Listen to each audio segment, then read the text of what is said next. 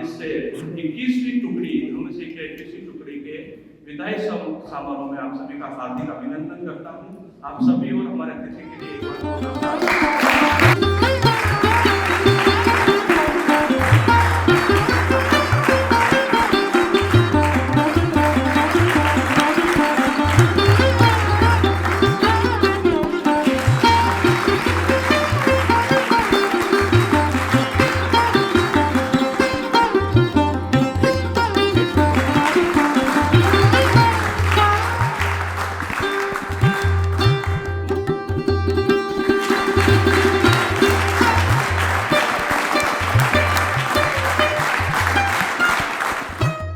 छोटा सा एक 21वीं बैच या टुकड़ी का मैं परिचय करवा देता हूँ। हमने 21वीं टुकड़ी में लगभग 60 व्यक्तियों का नामांकन लिया, साथ में उनका सिलेक्शन भी किया, उनका चयन हुआ और वर्तमान में हमारे पास 46 स्टूडेंट्स अभी भी हैं। अगर देखा जाए तो केवल और केवल 14 स्टूडेंट्स जो किसी ना किसी वजह से, बीमार होने की वजह से या कुछ अन्य कारणों की वजह से वो यहाँ पे गए हैं। तो अभी इस साल 46 अपने छात्र और छात्राओं को हम धम्म सेकिया का सर्टिफिकेट प्रदान करने जा रहे हैं।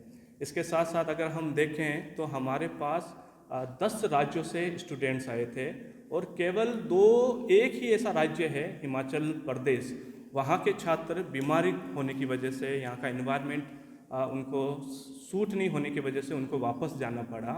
और 9 राज्य जिसमें से महाराष्ट्र है, ओडिशा है, छत्तीसगढ़ है, हरियाणा है, कर्नाटक है, राजस्थान है और मुख्य बिहार, ये 9 राज्यों से हमारे पास अभी छात्र हैं जो आज उनका ऑफिशियली वो नागलोक के एलुमनाई बनने वाले हैं। और एलुमनाई बनने के बाद जाहिर है कि उनकी रिस्पॉन्सिबिलिटी, जिम्मेदारी भी बढ़ जाएगी।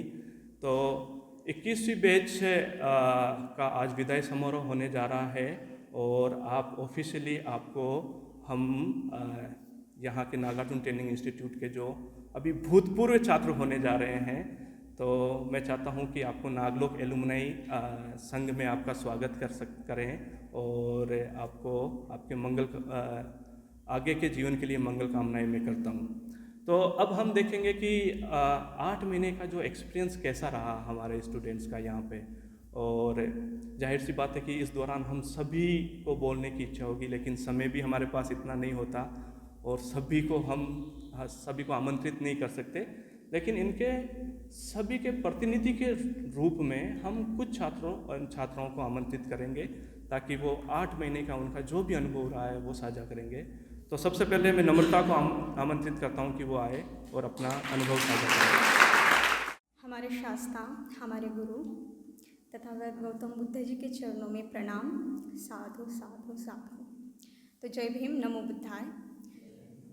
मैं नम्रता सावंत फ्रॉम महाराष्ट्र, चंद्रपुर, और मैं अपना एक्सपीरियंस शेयर करना चाहती हूँ। तो मित्रों, हम सबको पता है कि विश्व में दुख है और उस दुख का मार्ग भी है, मतलब हम उस दुख से बाहर निकल सकते हैं, यह भगवान बुद्ध ने बताया है। और उसी भगवान बुद्ध का मार्ग परम पूज्य बोधिसत्व डॉक्टर बाबा साहब अम्बेडकर ने हमें दिया है। तो इसी शिक्षा को हम नागलोक में हम इसी शिक्षा को, इन दोनों महान व्यक्तियों ने जो शिक्षा दी है, उसी शिक्षा को सीखने का यह केंद्र मतलब नागलोक है। तो मैं अपना 8 महीने का जो एक्सपीरियंस है वो शेयर करना चाहूँगी। तो यहाँ आने से पहले एक्चुअली मुझे इसके बारे में पता नहीं था। तो मैं ये सोच रही थी कि ऐसा कोई प्लेस हो जहाँ पर मैं ध्यान कर सकूँ, मैं धम्म को सीख सकूँ, ऐसा मुझे लगा। तो मेरे दीदी ने मुझे बताया, यहाँ नागपुर में रहती थी वो, उन्होंने मुझे बताया कि ऐसा एक सेंटर है नागलोक। तब मैंने गूगल पर जाकर पूरी इन्फॉर्मेशन निकाली और मुझे ऐसा लगा कि इतना सुंदर प्लेस, मुझे इसके बारे में क्यों नहीं पता था पहले। तो फिर मैंने इन्फॉर्मेशन निकाली, देन मैं यहाँ पर आ गई और मेरा सिलेक्शन भी हो गया। मुझे काफ़ी आनंद हुआ। घर वाले ने बोला था कि मत जाओ, लेकिन फिर भी मैंने जिद करके मैं यहाँ पर आ गई।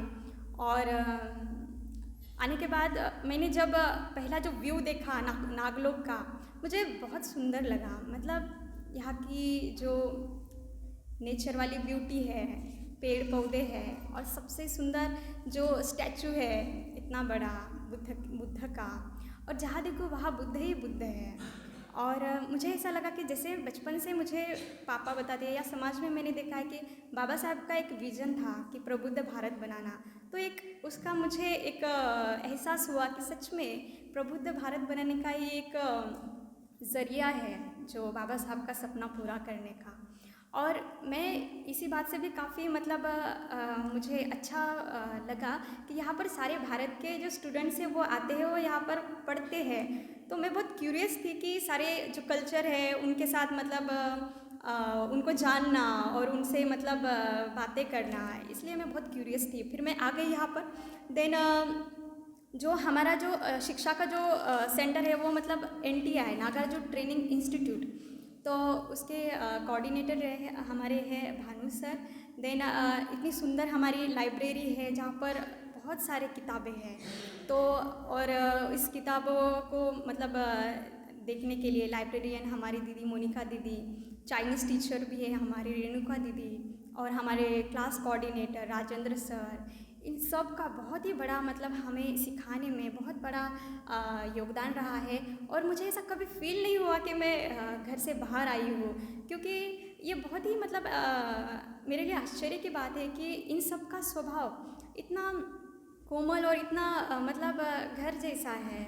हमारे वार्डन दीदी, फिर राजकुमारी दीदी, और यहाँ के सारे जो धम्मचारी लोग हैं उनका भी स्वभाव इतना सुंदर रहा है। बहुत ही मतलब मुझे ऐसा लगा कि सच में धम्म में ये पावर होती है, मतलब हम प्रेम से ही सबको मतलब मैत्री से ही जीता जाता है। तो ये एक बहुत बड़ा एक धम्म का मुझे यहाँ पर एहसास हुआ, तो मुझे काफ़ी अच्छा लगा।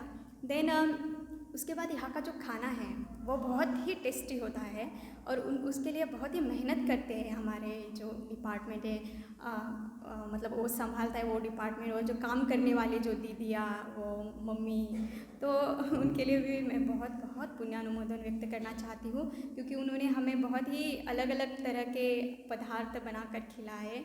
और हमारी जो वर्क ड्यूटी होती है, तो पहले तो मैं काम करने के लिए बहुत ही हिचकिचाती थी कि काम करना ये क्या काम करना, मतलब हम एक अलग नज़रिया रहता है कि झाड़ू लगाना ये मैं क्यों करूँ ऐसा। लेकिन इसके पीछे बहुत ही सुंदर आइडियोलॉजी है, क्योंकि काम करना इसके पीछे ये आइडियोलॉजी है कि जो हम धम्म सीखते हैं वो हम किस तरीके से हम हर काम में उसको उतार सकें। और धम्म हमें समता सिखाता है, चाहे कौन सा भी प्रोफेशन हो, कौन सा भी काम हो। तो स्टार्टिंग में मुझे लगता था कि मैं कब ये काम करूँ, कब मुझे छुटकारा मिले। लेकिन जब यहाँ पर हर संडे को शिविर भी होता है और यहाँ पर टॉक भी होते हैं, तो एक मैंने टॉक सुना था कायागत सती, मतलब जागृति। तो मैंने उसका मतलब किताब भी पढ़ी और वो लेक्चर भी सुना, तो मुझे काफ़ी प्रेरणा मिली और मुझे लगा कि यार हर किसी काम में जागरूकतापूर्वक करना चाहिए, यही हमारा धर्म है।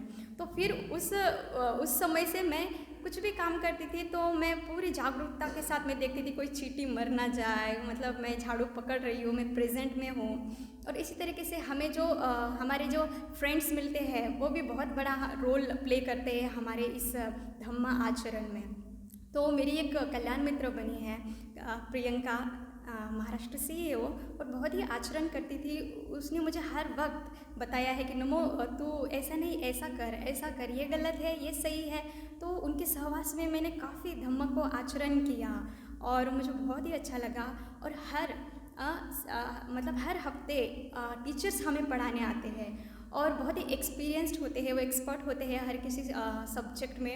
तो मतलब इतने सारे सब्जेक्ट हमने पढ़े हैं, मुझे लगता है कि 50 तक तो हमने सब्जेक्ट्स पढ़े हैं अलग अलग। Buddha life and mission, Baba Saheb life and mission, फिर उनके जो शिक्षा है, बहुत सारे हैं। तो इस तरीके से हमने बहुत ही शांति से, बहुत ही सुंदर तरीके से ये कैंपस को मैंने अनुभव किया, एंजॉय भी किया। और कल्चरल प्रोग्राम्स होते थे, डांस किया, गाने गाए, बहुत सारे। सब लोग मेरी फैमिली है ऐसा मुझे स्टार्टिंग में भी फील हुआ था और आज भी वैसा ही फील होता है। और इसी तरीके से मैं जो भी मैंने धम्म की शिक्षा ली है। और हाँ, और एक सबसे महत्वपूर्ण बात जो हमें बताई थी कि जो नागलोक है दान पर चलता है, और भगवान बुद्ध ने बोला था कि दान है सबसे बड़ा कुशल कर्म है। तो दान वो होता है जो विदाउट एक्सपेक्टेशन के साथ हम देते हैं।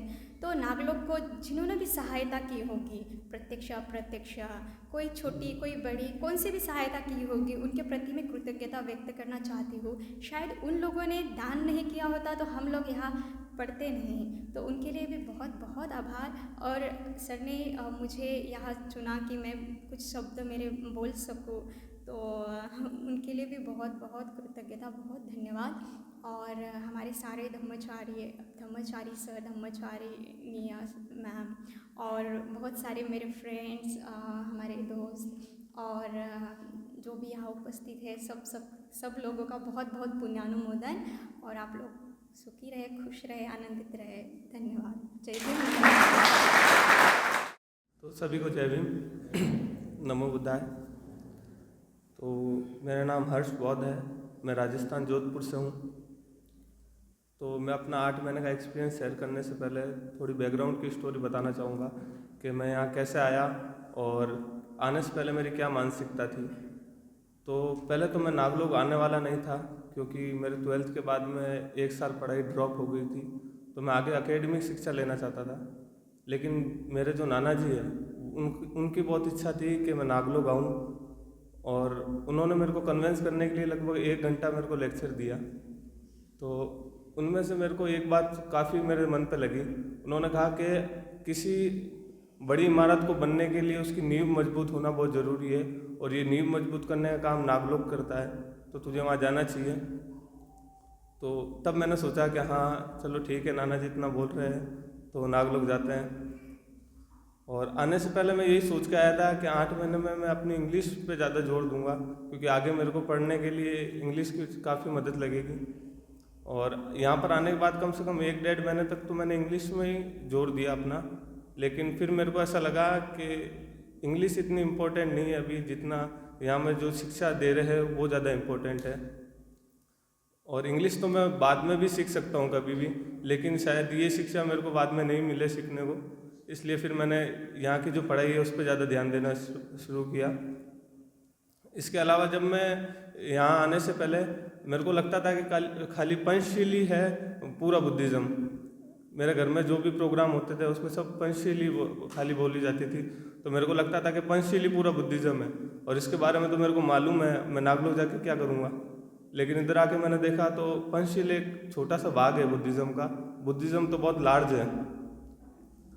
इसके अलावा मैं यहाँ जब आया तो पहले सारी चीज़ें तो मेरे को काफ़ी अच्छी लगी। यहाँ का इन्वायरमेंट, यहाँ का हॉस्टल, यहाँ के क्लासरूम्स वगैरह। लेकिन यहाँ का जो शेड्यूल था वो मेरे को ज़्यादा जमा नहीं, क्योंकि मैं जब घर पे था तो रात को 10-11 बजे खाना खाता था, 1-1 बजे रात को सोता था, और पूरे दिन मोबाइल चलाता रहता था। लेकिन यहाँ आने के बाद बिल्कुल उल्टा था। यहाँ पर सुबह 6 बजे उठना, शाम को 6:30 बजे खाना हो जाता था, डिनर हो जाता था यहाँ पर, और 10 बजे ना सो जाओ यहाँ पर। तो उसको एडजस्ट करने के लिए मुझे काफ़ी तकलीफ़ हुई, लेकिन मैं धीरे धीरे वो सब एडजस्ट करा। और शुरुआत में मेरे को ध्यान में बिल्कुल इंटरेस्ट नहीं था। मेरे को ऐसा लगता था कि खाली बैठो बस ऐसा करके, पर वार्डन सर के डर से मैं मेडिटेशन आना भी पड़ता था।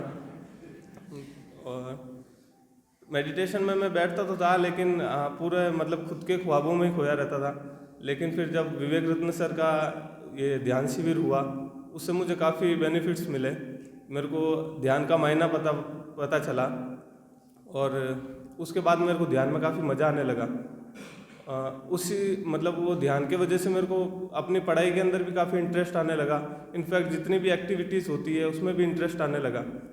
तो ध्यान पे ध्यान देने के बाद में मेरे साथ ये सारी चीज़ें हुई। यहाँ पर आने के बाद मेरे में काफ़ी चेंजेस आए, मेरा कॉन्फिडेंस डेवलप हुआ। आज मैं इतने सारे जनों के सामने बोल पा रहा हूँ, नहीं तो पहले मैं 4 जनों के सामने भी बोलने में हिचकिचाता था। मैंने यहाँ के डिसिप्लिन सीखा। इसके अलावा मेरा यहाँ चीज़ों को देखने का नज़रिया बदला, और कम्युनिकेशन स्किल्स मेरे में डेवलप हुई। और कुछ चीज़ें ऐसी है जो केवल मैं अंदर फील कर पाता हूँ, कि मैं काफ़ी चेंज हो चुका हूँ, पर वो मेरे को समझ में नहीं आती कि क्या है वो चीज़ें। और यहाँ पर जो जितना भी मैंने सीखा है उसको मैं अपनी लाइफ में उसके अनुसार अपनी लाइफ बिताने की कोशिश करूँगा, और अपनी फैमिली, अपने जो दोस्त है उसको भी उसी तरीके से जीवन बिताने के लिए प्रेरित करूँगा। एक बुद्धिस्ट होने की परंपरा रही है, एक संस्कृति रही है कि जिन लोगों ने भी हम लोगों को मदद करा है उनका हम पुण्यानुमोदन करें, उनके प्रति कृतज्ञता व्यक्त करें। तो मैं उसी संस्कृति को आगे बढ़ाते हुए सबसे पहले हमारे 8 मंथ ट्रेनिंग में हमारे माता पिता की तरह हम लोगों की देखभाल करने के लिए हमारे वॉइस वार्डन सुधांशु सर का बहुत बहुत पुण्यानुमोदन करता हूँ। इसके बाद में यहाँ पर जितने भी धर्मचारी लोग हैं और जो भी टीचर्स हैं जिन्होंने मुझे एक अच्छा इंसान बनाने में, एक अच्छा जीवन बिताने के लिए शिक्षा देने के लिए शिक्षा दी है, उसके लिए मैं उनका बहुत बहुत पुण्यानुमोदन करता हूँ। उसके बाद जितने भी मेरे दोस्त हैं, प्रशिक्षणार्थी है, उनका भी मैं बहुत बहुत धन्यवाद करता हूँ, क्योंकि उन्होंने मुझे कभी मेरे घर की याद नहीं आने दी। और स्पेशल थैंक्स मैं करना चाहता हूँ हमारे इस ट्रेनिंग के सबसे अनुभवी प्रशिक्षणार्थी प्रवीण सर, जिन्होंने मेरे को मतलब हर एक सब्जेक्ट को सिखाने में बहुत मदद करी, एक अलग तरीके से मेरे को बताने की कोशिश करी। तो मैं उन सब का पुण्यानुमोदन करता हूँ। धन्यवाद। जय हिंद। अभी हम यूपी से आंचल को सुनते हैं। आंचल। जितने भी बिहार में सभी धर्मचारी हैं और आप सभी को मेरा मैत्रीपूर्ण जय भीम। तो मेरा नाम आंचल है, मैं उत्तर प्रदेश से गाजीपुर डिस्ट्रिक्ट से बिलोंग करती हूँ। मैं जिस समाज में रहती हूँ वहाँ पे शिक्षा को लेकर अगर देखें तो बहुत मतलब कि शिक्षा के मायने में हमारा समाज बहुत ही पीछे है। लेकिन जब मैं 11th पास की, 12th में आई तो 12th में मेरा क्लास कंटिन्यू चलता रहा। फिर मंजुला दीदी के पापा से और मेरे पापा का संपर्क हुआ। तो यहाँ पर सब जानते ही होंगे कि मंजुला दीदी, नीतू दीदी यहाँ पर सब लोग पढ़ चुकी हैं, तो उनके पापा को पता था, इसलिए वो भी सोचे कि इनको भी बाहर निकालें। तो जैसे मैं 12th पास की वैसे ही मेरे पापा मेरे से बोले कि बेटा आपको जाना है नागलोक। तो मैं बोली कि नागलोक कहाँ है, मुझे नहीं पता था। तो फिर पापा बोल रहे हैं कि बाहर आपको जाना है। वो नीतू दीदी के पापा बोल रहे हैं कि आप बाहर निकलेंगी तो सही रहेगा, क्योंकि गाँव में उतना पढ़ना अच्छा नहीं होगा, उतना पढ़ने भी नहीं देते हैं लोग। मान लो कि अपने घर में मम्मी पापा तो पढ़ाते हैं, लेकिन जो समाज में पड़ोसी होते हैं वो बोलते हैं कि इसकी लड़की इतनी बड़ी हो गई तो ज़्यादा नहीं पढ़ाना चाहिए। इसलिए मेरे पापा बाहर मेरे को निकाल दिए। जब मैं नागलोक में आई तो मुझे दीदी भी साथ में थी, पापा भी थे, तो अच्छा लग रहा था। लेकिन जब दीदी भी चली गई, पापा भी चले गए, तो मुझे कुछ दिन अच्छा नहीं लगा। लेकिन फिर भी यहाँ पे कुछ फ्रेंड्स लोग थी तो उनके साथ में रहते रहते अच्छा लगने लगा। फिर जब मेरा क्लास स्टार्ट हुआ तो क्लास भी सही था, लेकिन ये जो सामने आकर प्रेजेंट करना रहता था यही मेरे लिए बहुत दिक्कत थी। तो मुझे वो दिन याद है जब मैं जुलाई में 17 और 18 तारीख को मैं क्लास भी मिस कर दी और वहाँ पे बम्बू के नीचे रो रही थी। मैं बस ये प्रेजेंटेशन के डर से, और मेरे घर का भी कुछ स्थिति खराब थी, तो मेरे पापा बोले कि ऐसी ऐसी बात है। फिर मैं उधर का भी सोची, फिर इधर का भी सोची कि इधर भी मेरा प्रेजेंटेशन अच्छा नहीं हो रहा है, जो मैं करने आई हूँ वो भी नहीं हो रहा है, और मेरे घर पे भी सिचुएशन अच्छा नहीं है, तो मैं शायद आगे बढ़ने में मेरे को मतलब तकलीफ़ होगी। तो फिर मैं एक दिन फ़ोन की पापा से बोली कि पापा मेरे को घर आना है। तो पापा बोल रहे हैं कि इससे पहले तो बोलती थी कि अच्छा है, सब अच्छा चल रहा है, लेकिन आज ऐसे बोल रही है कि नहीं मुझे घर आना है। और मेरा उस समय फिक्स हो गया था कि नहीं, मुझे यहाँ से भाग कर जाना है, मैं यहाँ पर अब रुकूंगी ही नहीं, क्योंकि प्रेजेंटेशन मेरे सामने आकर बोलने में बहुत डर लगता था। मैं अपने घर में ही रहती थी, बाहर भी नहीं निकलती थी, और यहाँ पर इतने लोग के सामने बोलने में मेरा दम घुटने लगता है। फिर मैं पापा से बोली तो पापा बोले कि ठीक है मैं देखता हूँ। फिर पापा उस समय कुछ भी जवाब नहीं दिए, हाँ आना है या नहीं आना है। तो फिर मैं सोची ना कि मुझे नागलोक से जाना है तो पहले हमें यहाँ के लोगों से बात करना होगा। फिर मैं भानु सर से पूछी तो भानु सर कुछ नहीं बोले। फिर मैं भानु सर से मेरा डर भी लगता था उनसे बात करने में, कभी नहीं करती थी। फिर फुलमणि दीदी से मेरा ज़्यादा मतलब बोल चाल था, तो मैं उन्हीं से पहले बात की कि दीदी मुझे घर जाना है। तो वो भी मेरे से पूछी कि पहले ठीक थी, अब बोल रही है कि घर जाना है, क्यों जा रही है। तो मैं दीदी से बता दी। फिर दीदी बोलने कि घर जाकर क्या करेगी, घर जाएगी तो तेरा पढ़ाई भी नहीं हो पाएगा, इधर रहेगी तो कुछ सीखेगी। तो फिर वो दीदी नीतू दीदी को बता दी, कहाँ कहाँ सब पहुँच गए। फिर मैं सोची कि पहले अपने वार्डन से राजकुमार दीदी से बात करती हूँ कि मुझे हॉस्टल से जाने के लिए। तो फिर ये भी लगी समझाने कि न जा, सबके सब चारों ओर से घेर लिए। फिर मैं पापा से जोर जबरदस्ती मैं बोली कि नहीं मैं नहीं आऊँगी, मैं इधर ही मैं बैग लेकर निकल जाऊँगी नागलोक से, फिर आकर ढूंढते रहना। फिर मैं बोली पापा से कि इधर मेरे नागपुर में मेरे बड़े पापा रहते हैं। तो मैं पापा से बोली कि पापा बड़े पापा को बोल दीजिएगा कि हमें आकर यहाँ से बस नागलोक से निकाल कर ले जाएं। तो फिर मेरे को मजबूरी में इधर रहना पड़ा। फिर मैं रहते लेकिन उस समय देखी तो मैं जिस समय बहुत जोर लगाती थी घर जाने को, तो बहुत लोगों ने मुझे सपोर्ट किया, नहीं जाने दिया। उस समय मेरे को गुस्सा रहता कि क्यों नहीं मुझे छोड़ रहे हैं, क्यों नहीं जाने दे रहे हैं, सब के सब मेरे पीछे पड़े हैं और सबके पीछे नहीं पड़ रहे हैं। तो अगर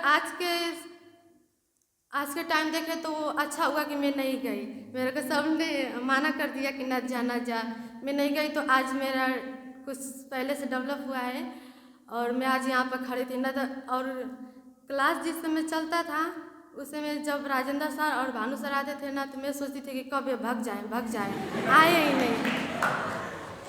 क्योंकि भानु सर भी आते थे तो कुछ बोलते थे, कुछ पूछते थे तो बोलने आता था, लेकिन बोलना चाहती थी, लेकिन इनको देख कर डर जाती थी कि कैसे बोलूं। और राजेंद्र सर हमेशा पीछे पूछते थे कि आपको डर लग रहा है प्रेजेंटेशन देने में। मैं बोलती थी कि हाँ सर, तो फिर ठीक है आइए, आप ही आइए, मेरे को बुला देते थे। तो ऐसे डरते आज मैं यहाँ पर खड़ी हूँ। आज मेरा पहले से डर थोड़ा कम हुआ है। मेरा यहाँ के आने में ज़्यादातर मेरे पापा और नीतू दीदी, मंजुला दीदी और उनके पापा का बहुत बड़ा सहयोग रहा है। उनको मैं बहुत बहुत धन्यवाद करती हूँ। और जितने भी नागलोक में धर्मचारी मैम, सर लोग और टीचर लोग हैं, उनको सबका बहुत बहुत धन्यवाद। Thank you. Good afternoon, my honorable guest and my dear friends. Myself Gautam Ghosh. I am from Karnataka, district Bangalore. I am here to explain my 8 months experience. First of all, in 2023, with my parents, I came to Nagaloka as a visitor. In my home, parents told, next year you have to go as a student for a Nagaloka residential program. In home, I was very indisciplined compared to my brother. So I was not listening to their words. I was not a disciplined person. So they told, it's a जरूरी आपको नागलोक जाए। और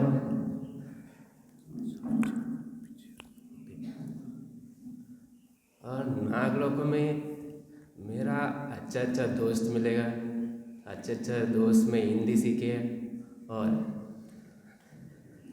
hostel में ज़्यादा मज़ा कर दिया। और 8 मंथ्स एक्सपीरियंस में अच्छे घर से मैं जहाँ काम में नहीं करता था, मम्मी को बोलना मैं नहीं करूँगा, लड़की लोग करना, क्या लड़के लोग करना। इधर से आए के बाद वार्डन सर मेरा अब काम करो बोलता था। मैं तो एक बार गुस्सा आता था, क्या घर में नहीं, मैं बोलता था मैं नहीं करूँगा। इधर ज़्यादा एक अलग ऑप्शन नहीं है, कर सकता है। इधर मेरा नागलोक में मेरे का टीच कर दिया, अच्छे डिसिप्लिन टीच कर दिया, मैं पहले वैल्यूज टीच कर दिया। मैं इधर नागलोक में अच्छा मेमोरी से मेरा बर्थडे सेलिब्रेट कर दिया और मम्मी और पापा का वेडिंग ऐसे सेलिब्रेट कर दिया अच्छा मेमोरी से।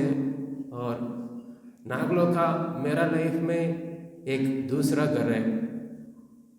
दूसरा घर क्या ऐसे है ना, इधर मेरा पहले गौतम अलग है, इधर से जाए के बाद गौतम अलग है। पहले गौतम में ज़्यादा गुस्सा आता था, इधर आए के बाद मेरा गुस्सा थोड़ा कंट्रोल है, 50% कंट्रोल हो गया, और पता नहीं कैसे आएगा जाएगा बात। और नागलों का एक व्हील ऑफ लाइफ टीच करते हैं, मेरा लाइफ में व्हील ऑफ लाइफ है। अच्छे से सीखेगा स्वर्ग है, अच्छे से नहीं है ना नरक आएगा। और नागलोक में मैं थैंक्स बोल सकता हूँ। नागलोक का अच्छे से दोस्त मिलेगा, अच्छे से मेमोरीज मिलेगा, और अच्छे से कोऑर्डिनेटेड टीचर्स, अच्छे से सीखेगा सब्जेक्ट्स। मैं स्टार्टिंग बोल सकता हूँ क्या इधर है आएगा, हिंदी प्रॉब्लम आएगा स्टार्टिंग में। मैं स्टार्टिंग आएगा मैं इनॉग्रेशन प्रोग्राम में स्टार्टिंग इधर भेज सकता, हिंदी नहीं आती थी। मैं स्पीच देख सकता, नागार्जुन सर दे दिया 1 घंटे एग्जैक्ट स्पीच है, मैं समझ नहीं आएगा। मैं ओनली कॉलम सीखता था, वॉल्स क्या हिंदी है समझ नहीं। मैं घर से बोल दिया मैं वापस आएगा, मैं घर से बोल दिया नहीं आपको पुलिमनी मैम बोल दिया, एनकरेज कर दिया, भानु सर एनकरेज कर दिया मेरा, आपको 2 महीना एडजस्ट कर सकता, डिफ़िकल्ट आएगा, बाद में 2 महीने के बाद मेरा अंडरस्टैंड आएगा और सेटल हो गया।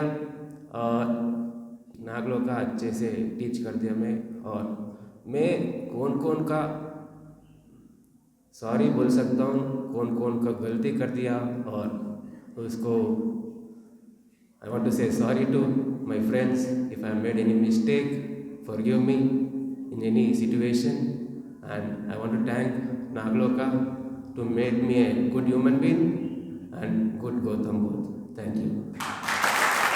और अभी हम कार्यक्रम को आगे बढ़ाते हैं। हमारे साथ हमारे जो मुख्य अतिथि हैं सिद्धार्थ गायकवाड़ सर, तो हम चाहते हैं कि हम उनको सुने, उनकी जो मंगल कामनाएं वो सुने, और उनकी जो क्या संदेश आप सभी के लिए, क्योंकि अभी आप सभी अपने करियर के आगामी पड़ाव पर रहेंगे, तो आपको वो क्या संदेश देना चाहते हैं। तो सर बहुत बहुत स्वागत है आपका। और हमारा बच्चों का विश्व में जिन्होंने विज्ञानवादी दृष्टिकोण के माध्यम से सबसे पहले क्रांति की, ऐसे महान तथागत विश्व शांति दूत तथागत गौतम बुद्ध, इन्हें मैं अभिवादन करता हूँ, जिन्होंने तथागत बुद्ध का धम्म इस नागभूमि नागपुर से दिया, और फिर से इस धम्म को जीवित कर हमारे उत्थान के लिए दिया। ऐसे महामानव तथा परम पूज्य डॉक्टर बाबा साहब अम्बेडकर, इन्हें भी अभिवादन करता हूँ। भारतवर्ष में जिन संतों महामाओं ने इस धम्म को और इस विचारों को फैलाने का कार्य किया, उन सभी महामानवों को अभिवादन करता हूँ। आज यहाँ 9th बैच का सेंड ऑफ प्रोग्राम यहाँ आयोजित किया है नागलोक की तरफ से। इस प्रोग्राम के लिए उपस्थित हमारे सबके आदर्श ब्रह्मचारी विवेक रत्ना जी, यहाँ उपस्थित हमारी ताई खुबरागड़े जी, यहाँ अभी अभी जिन्होंने पूरा संचालन किया, इस पूरे कारवा को आगे बढ़ाया है, ऐसे आप सभी के चहेते टीचर भानु सर, यहाँ उपस्थित सभी ब्रह्मचारी और सभी छात्र छात्राएं, मुझे लगता है कि इस तरह का जो आप यहाँ कोर्स करने आए हैं, अभी काफ़ी सारे एक्सपीरियंस मैंने 3-4 बच्चों ने यहाँ दिए हैं कि किस तरह से पहले वो थे, और ये पूरा कोर्स कंप्लीट करने के बाद में अब किस तरह से वो महसूस कर रहे हैं, और साथ ही साथ में उनके अंदर में जो बदलाव आया है, विचारों में बदलाव आया है, मन में बदलाव आया है, धम्म के प्रति जो श्रद्धा बढ़ी है, वो उस तरह का बदलाव आया है, वो अभी जो छात्र यहाँ प्रेजेंट कर रहे थे उन्होंने अपनी बातों से यहाँ हमें बताया है। मुझे लगता है कि जैसे कि एक छात्र ने कहा है कि भाई कोई भी ह्यूमन डेवलपमेंट के लिए चाहे कोई भी इमारत हो उसको बनाने के लिए उसका बेस बहुत मजबूत होना बहुत ज़रूरी होता है, उसी पर वह इमारत टिकी होती है। तो आप लोगों ने भी 12th तक एजुकेशन जब किया होगा तो इतना पता नहीं होगा, धम्म के बारे में भी इतना जाना नहीं होगा, और साथ साथ में एक अलग लाइफ में आप जी रहे होगे कि नहीं मुझे ये क्षेत्र में जाना है वो क्षेत्र में जाना है, लेकिन जाने के बाद में भी हमारे जीवन का कोई गोल आप लोगों ने डिसाइड नहीं किया होगा। अब यहाँ आने के बाद में और पूरा कोर्स करने के बाद में आपने जीवन में एक नींव को तैयार किया है, जो आपको भविष्य में जब आप कहीं पे भी जाओगे आपकी नींव बहुत मजबूत हुई है इस 9 महीने के कोर्स के दौरान। चाहे वो डिसिप्लिन में हो, चाहे एजुकेशन में हो, चाहे आपकी पर्सनालिटी में हो, चाहे आपकी कम्युनिकेशन स्किल हो, ये सारी चीज़ें यहाँ डेवलप हुई है। और साथ ही साथ में मुझे लगता है कि एक अच्छे इंसान बनने की भी नींव यहाँ आपकी रखी गई है, जो कि बहुत ही कम स्कूलों में हम देखते हैं कि वो नहीं मिल पाता। आज हम मॉरल एजुकेशन की बात करते हैं, वो स्कूलों में नहीं है। घरों में भी उस तरह का एजुकेशन हमारा नहीं हो पाता, और इस तरह की इंस्टीट्यूशन भी कहीं है नहीं कि जो हमें इस तरह का ज्ञान दे। तो आप ये धम्म के प्रचारक के रूप में और फ्यूचर में पूरे देश भर से अलग अलग, जैसे कि भानु सर ने कहा है कि 10 राज्यों से यहाँ छात्र आए हैं, तो ये एक एक छात्र मुझे लगता है कि बहुत महत्वपूर्ण छात्र है, क्योंकि आप आम छात्र की तरह नहीं हो। भले ही हमारा कोर्स कम समय का होगा, लेकिन आपकी जो नींव है वो रखी गई है फ्यूचर के लिए, कि आप कभी भी किसी भी अगर मुश्किल आपके जीवन में आती है तो आप डगमगाओगे नहीं। कोई भी अगर आपके लाइफ में अगर कुछ आपने एम डिसाइड किया होगा, उस एम को पूरा करने के लिए आप सही तरह से सही रास्ते पर चलकर और सही दिशा पाकर आप उस चीज़ को पूरा कर सकते हैं। तो मुझे लगता है कि ऑल ओवर जो आप लोगों ने यहाँ से लिया है तो काफ़ी अच्छा आपको मिला ही होगा, क्योंकि मैं जानता हूँ कि जितनी ज़्यादा अच्छी चीज़ें हो जो जीने के लिए ज़रूरी होती है वो सारी देने की कोशिश यहाँ से होती है।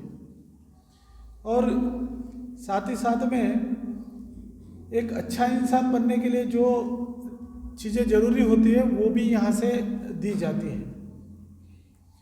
अब आपको फ्यूचर में आपका रास्ता तय करना है कि आप इस रास्ते पर चलकर किस दिशा में जाना चाहते हैं, क्योंकि यहाँ से जाने के बाद में तो आप फ्री हो जाओगे।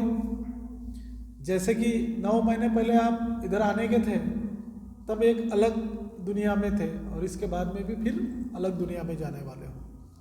लेकिन जो कुछ आपको यहाँ से मिला है उसको अगर अपने लाइफ में पूरी तरह से उतार कर, क्योंकि धम्म की शिक्षा है, धम्म ये कोई अलग चीज़ नहीं है, तो ये हमको जीवन जीने की एक शिक्षा देता है, कला है कि इंसान ने अपना जीवन किस तरह से जीना चाहिए, और उस जीवन में हमने क्या लक्ष्य को रखा है, उस लक्ष्य को पूरा करने के लिए किस मार्ग से हमें मार्गक्रमण करना चाहिए, ये हमें फ्यूचर में बहुत ही महत्वपूर्ण हो जाता है।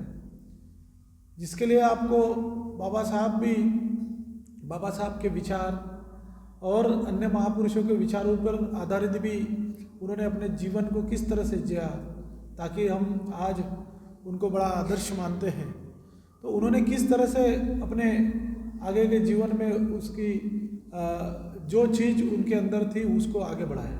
तो उसी चीज़ को लेकर जो आप यहाँ पूरी 9 महीने की जो शिक्षा मिली है, तो वो आपको ये फ्यूचर में काम आएगी। अभी उसका इम्पोर्टेंट आपको अभी फ़िलहाल में नहीं लग रहा होगा,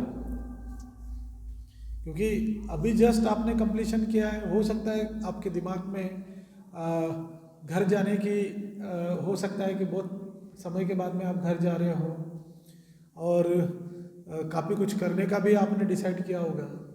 तो इसका इम्पोर्टेंट आज आपको इतना नहीं महसूस होगा, लेकिन जब आप समाज में जाओगे, जब आप अपने गोल की तरफ जाओगे, तब हर बार यही शिक्षा आपको काम में आने वाली है और याद भी आने वाली है,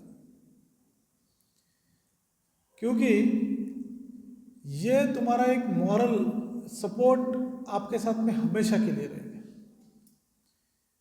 और यहाँ से जो आपने शिक्षा अर्जित की है, वो समता के आधारित शिक्षा आपको दी गई है। समता, स्वातंत्र्य, न्याय की जो शिक्षा है, वो जब आप समाज में जाओगे तो बहुत सारी चीज़ें भी आपको समझ में आ जाएगी, तब जाके ये शिक्षा बहुत ही आपके काम में आने वाली है। और साथ ही साथ में जो भी आपने यहाँ से लिया है, तो भूतपूर्व छात्र का काम क्या होता है कि यहाँ से जाने के बाद में आपने इस संस्था के बारे में जो समाज में जानकारी भी देना है, नए छात्रों को इस बारे में जानकारी देना है, ताकि वो भी आके इस अच्छी शिक्षा को ग्रहण कर सकें। लोगों में जाकर जो मार्ग आपने सीखा है वो भी बताना है।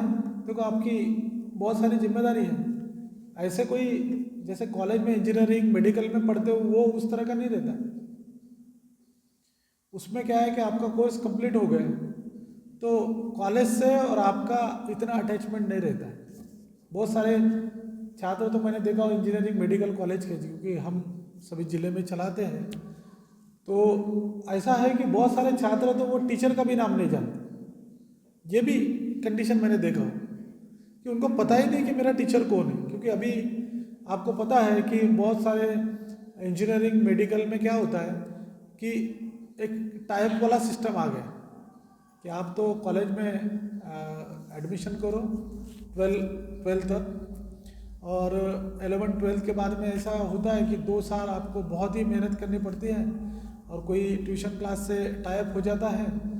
और बाद में ऐसा होता है कि 12th के छात्रों को यही नहीं पता है कि मेरा टीचर कौन है, मेरा प्रिंसिपल कौन है। ये भी मैंने देखा हूँ और कुछ प्रैक्टिकल महसूस भी किया हूँ।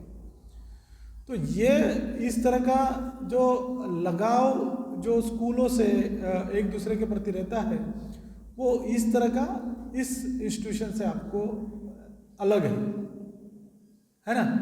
क्योंकि आप यहाँ पे जीवन के उस पलों को जिए हैं जो आपको कभी जीने को नहीं मिलने वाले, ये आने वाले भी नहीं है फिर से।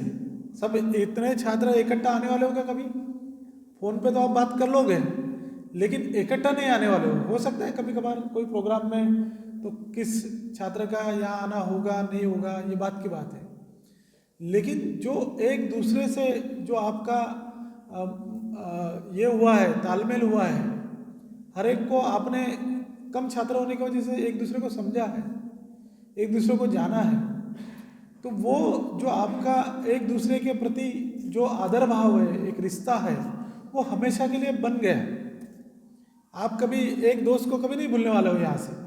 बाकी वो कॉलेज के छात्र भूल जाते हैं कुछ समय के बाद में, लेकिन यहाँ से जाने वाला छात्र मुझे नहीं लगता है कि दूसरे साथी को कभी भूल पाएगा। और हमेशा के लिए उसका एक बॉन्डिंग बन गया, वो चाहे सोशल हो, एक अलग तरह का बॉन्डिंग हो, वो बना है। तो खास कर आप इस संस्था के बारे में भी काफ़ी अच्छा कुछ जान गए। मैं तो काफ़ी साल से इनसे जुड़ा हूँ, रुतायत जी है, बहुत सारे हमारे ब्रह्मचारी है यहाँ। तो आप जब उस प्रदेश में जाओ, जैसे राजस्थान की बात एक छात्र आया था यहाँ, तो और बिहार का है पता नहीं मुझे, तो वहाँ पे भी इस तरह की जो हमारी सोशल सिस्टम बना है, क्योंकि मैं भी कुछ लोगों से बात करते रहता हूँ अलग अलग प्रदेशों के जिनसे मेरा काफ़ी रिलेशन है, तो वहाँ एक सोशल सिस्टम ऐसा बना है कि आपको ये विज्ञानवादी युग में लेके जाने के लिए बिल्कुल तैयार नहीं।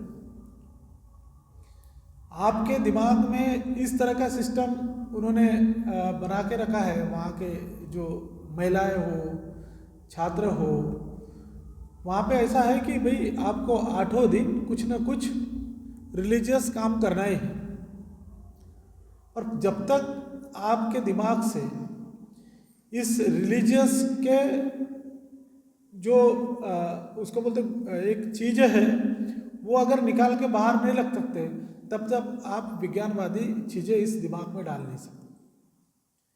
और मुझे लगता है कि यहाँ आए वाले पूरे जो छात्र हैं उन्होंने पहले उस चीज़ को पहले समझा होगा, हो सकता है उसके पूर्व में इस तरह का रहा होगा, लेकिन अभी जब जाते समय मुझे लगता है कि ये सारे छात्र और छात्राएं विज्ञानवादी छात्र बन चुके हैं, कि जिनके दिमाग में कोई भी ऐसी धारणाएं नहीं है कि जिससे वो समाज में गलत तरह से अपनी चीज़ों को समझा सके। और इसलिए आप बहुत ही ज़्यादा महत्वपूर्ण हो जाते हो, क्योंकि उस समाज का हिस्सा हो, उस प्रदेश का हिस्सा हो। उस जैसे चंद्रपुर की एक छात्रा आई थी, उसने भी काफ़ी कुछ यहाँ चीज़ों को रखा है, तो आप अभी इस तरह के छात्र बन गए हो, एक तरह से धम्म का काम करने वाले छात्र बन गए।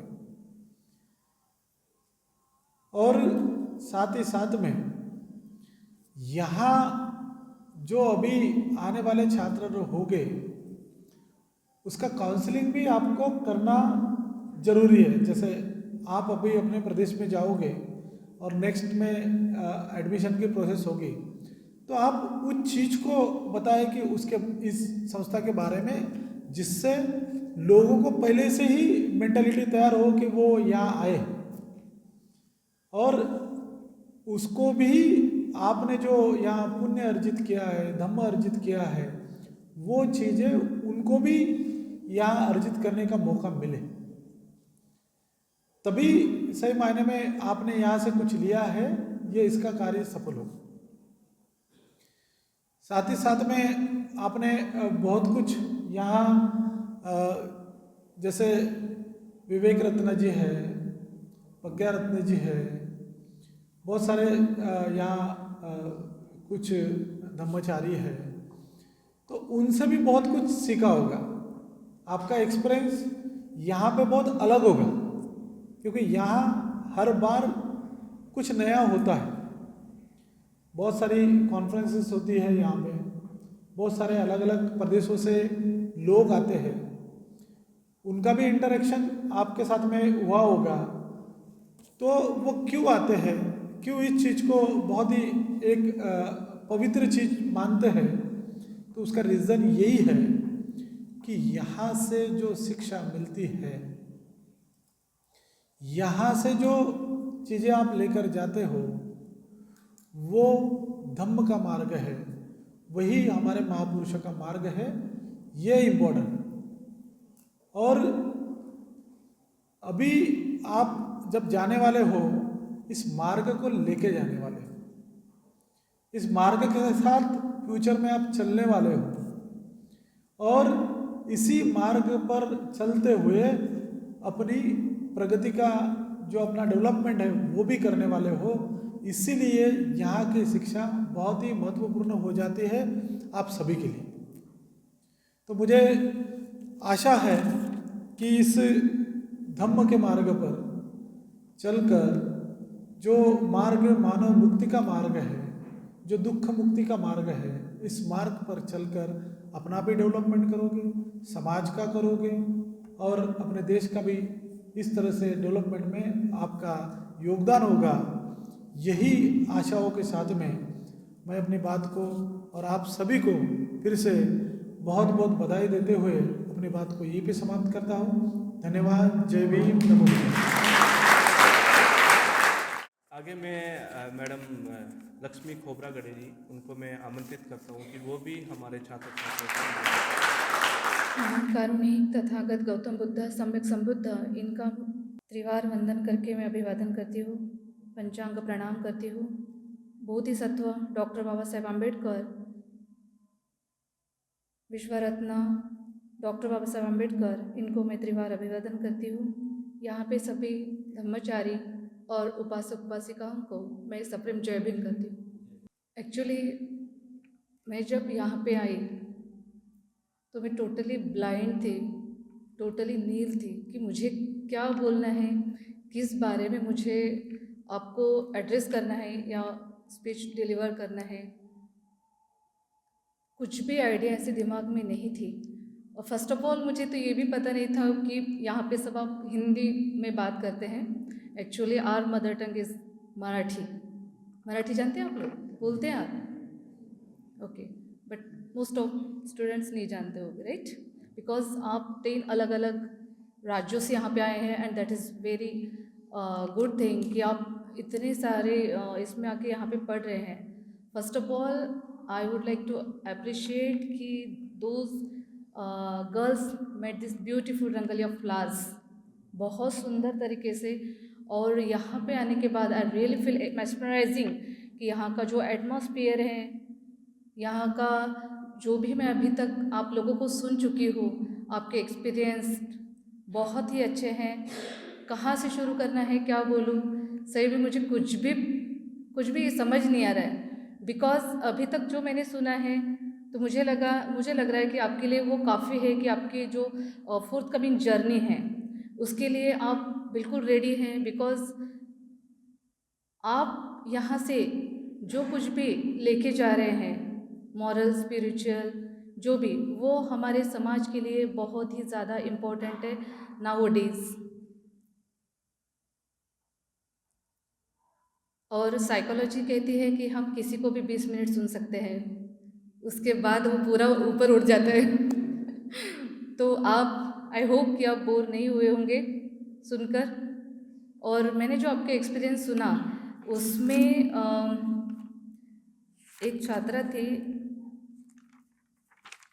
जो चंद्रपुर से थी, नम्रता, उनका यानी जो कहना था कि यहाँ का रहन सहन या खाना पीना जो भी है, उन्होंने डिटेल में इतना सुंदर कुछ बयां किया कि ऐसा लग रहा था मैं खुद यहाँ पे वो जी रही हूँ। बहुत सुंदर लगा। इस तरह के से आपने अपना मनोगत यहाँ पे बयां करके सही में दूसरों को भी इंस्पिरेशन दिए हैं। और बाद में एक आप में से किसी ने कहा कि कोई मोबाइल एडिक्ट था, कोई यहाँ पे बात करने के लिए घबराते थे। जो भी है, आप अभी वो सब आपका दूर हो गया है। बिकॉज़ आप यहाँ से वो लेके जा रहे हैं जो मोस्ट ऑफ बच्चों को नहीं पता होता है।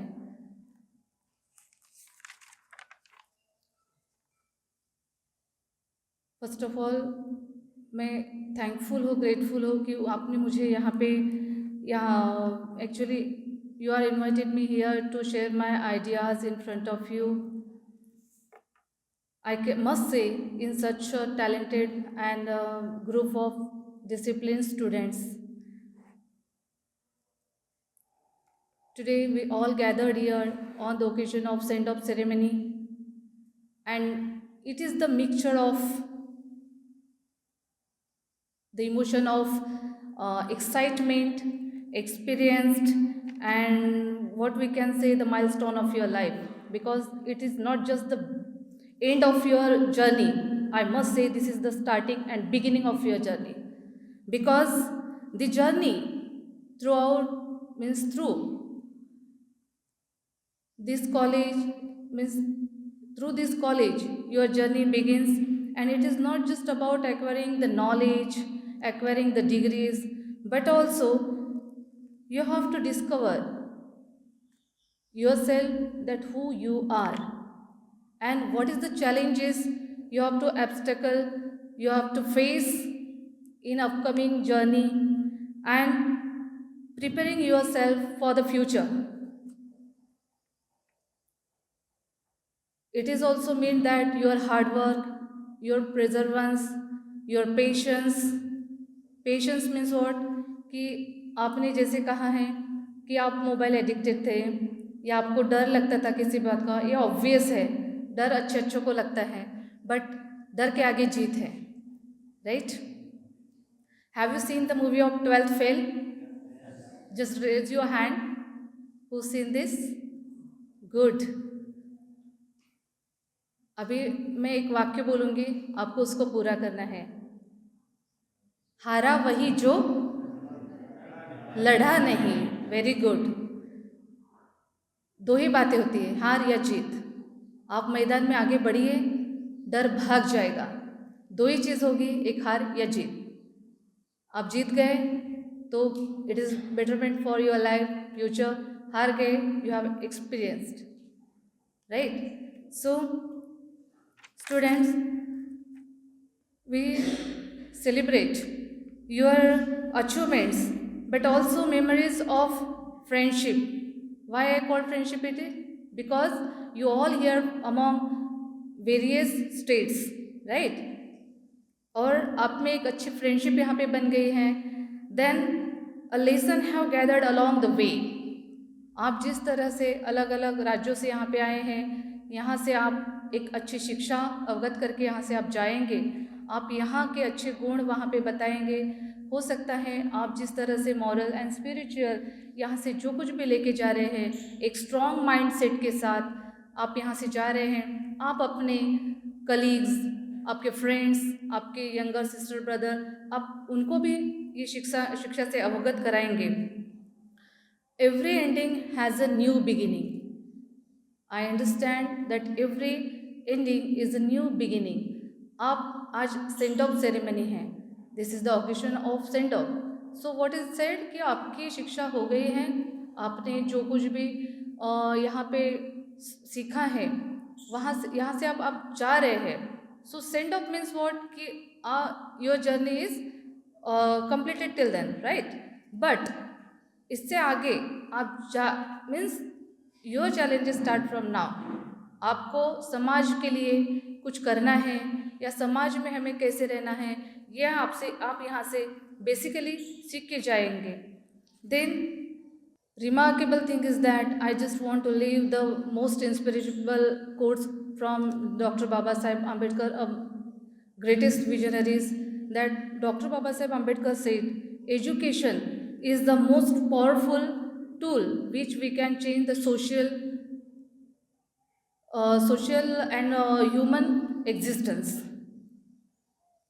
See, education is the powerful tool, but we can again we famously said that cultivation of mind, education is our priority, as Dr. Bhimrao Ambedkar said, but cultivation of mind, and it should be the aim of our humble human existence. Means parallel आपको जो knowledge है, आप जो शिक्षा ग्रहण कर रहे हैं, उसके साथ साथ आपको आप में एक जनरसिटी, एक हम्बलनेस भी आप में रहना चाहिए. एज भगवान बुद्धा सेड 10 पारामिताज, दान, शील, क्षमा, शांति. Again I don't know all 10, but I remember some. Among that, Dan Paramita is the greatest one. Dan, it doesn't mean that you just give your wealth or some part of your sampatti, right? Dan means in the sense any type of dan. It is not only about your treasury. We can say it is your time, right? Time एक बहुत बड़ा and your education, आप में जो आप ज्ञान है वो भी अगर आप दूसरों को बांटते हैं तो ये भी एक प्रकार का ज्ञान है. गौतम बुद्ध जब श्रावस्ती में प्रबोधन प्रचार के लिए गए थे तो वहाँ पे बड़े बड़े राजाओं की एक लंबी लाइन लगी थी. हीरे जवाहरों से सजे हुए मुकुट थे, वो उनको ऑफर करने जा रहे थे. एक लंबी लाइन लंबी लाइन लगी थी, बट एक ओल्ड एज वुमन वहाँ पे आती हैं और वो बोलती है कि भगवान, मुझे पता नहीं था कि आप यहाँ आने वाले हैं, बट जब मुझे पता चला तो मैं एक अनार पोमेग्रेनेट वो आधा खा चुकी रहती है, तो वो बोलती है कि मुझे पता नहीं था, बट अगर अभी मैं आधा खा चुकी हूँ, पर मुझे इच्छा हो रही है कि मैं आपको दान दूँ। तो भगवान बुद्ध ने क्या किया, दोनों हाथ फैला के वो दान एक्सेप्ट किया। तो राजा महाराजाओं ने पूछा कि भगवान, हमने आपके लिए इतने प्रेशियस अनमोल चीज़ें लाई हैं, दान स्वरूप भेंट लाए हैं, और आपने ये वृद्ध स्त्री का एक छोटा अनार स्वीकार किया। भगवान बुद्ध कहते हैं कि आपने जो मुझे ऑफर किया वो क्या है, आपकी संपत्ति का 10वां हिस्सा भी नहीं है। You have more than this, आपके पास इससे ज़्यादा है, बट वो जो ओल्ड एज लेडी है, वो जो वृद्ध लेडी है, उसने जो दिया, जो दान ऑफर किया, वो क्या है, उसके हिस्से में वो एक लौता एक उसकी संपत्ति है जो उसने जो थी उसके पास वो भी ऑफर की। इसी समान जब भगवान बुद्ध का प्रवचन शुरू था, एक छोटा सा बच्चा अपने सिर के ऊपर वो घास, सूखा हुआ घास जिसको हम तनिस वगैरह बोलते हैं, वो लेके जा रहा था। भगवान बुद्ध दान पे कुछ बोल रहे हैं, ये सुनकर वो लड़का एक जगह खड़ा रहा। उसने सुना कि दान करना कितना महत्वपूर्ण है या दान देना कितना पुण्य का कर्म है। वो लड़का जो उसके पास वो जो पिंडी रहती है घास की, वो भगवान बुद्ध के पास आता है और भगवान को बोलता है, भगवान, क्या आप, मैं इस घास का एक आसन लगा देता हूँ, क्या आप ये स्वीकार करेंगे? क्या आप मेरे इस डाले हुए आसन पे बैठेंगे? भगवान बुद्ध खुश हुए, एक छोटा सा हल्का सा स्माइल करके उन्होंने वो एक्सेप्ट किया। इससे आप समझ सकते हैं कि दान की कितनी बड़ी इम्पोर्टेंस है। और वो भी आप जब अपने मन में लाते हैं कि दान देना है, ये अपने आप में ही एक बहुत बड़ी बात है कि you have to give something whatever you have. मैं आपको ये नहीं बता रही हूँ कि हमारे पास बहुत वेल्थ है तभी हम दें। आपके संपत्ति पे समाज के कुछ गरजू जो रियली नीडी पीपल है उनका भी अधिकार है।